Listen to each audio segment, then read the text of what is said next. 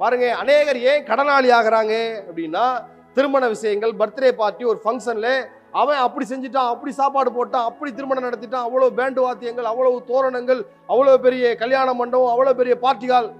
அவங்க வேற, நம்ம வேற. பெருமையினாலே, மேட்டிமையினாலே உணர்ச்சி வசப்பட்டு கடனை வாங்கி கட்ட முடியாம எவ்வளவு பேர் திண்டாட்டமா இருக்கிறாங்க. இந்த கடன் வாங்கினதுனால அநேகருக்கு பாருங்க ஒரு மனச்சோர்வு, உற்சாகமின்மை, இந்த பின்மாற்றம், வெக்கம், இதை கொண்டு வருது. கடைசியில தற்கொலைக்கு நேராக போய் நிற்பாங்க.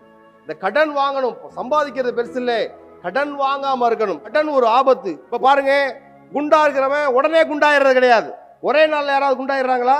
கொஞ்சம் கொஞ்சமா குண்டாகிறாங்க. அதே போல கடன் கொஞ்சம் கொஞ்சமா யார்கிட்டுமே இனி கடன் வாங்க முடியாது அப்படிங்கிற ஒரு நிலைமை வந்த உடனே தான் அவன் நினைக்கிறான், ஆகா கடன்காரன் ஆயிட்டோம். கடன் வாங்கி கடனை அடைக்கிறத நிப்பாட்டணும். இனிமே கடன் நான் வாங்க மாட்டேன், எனக்கு இருக்கிற சம்பாத்தியத்துல நான் செலவு செய்வேன். கடன் வாங்கி எதுக்கு கறி குழம்பு வைக்கிறீங்க?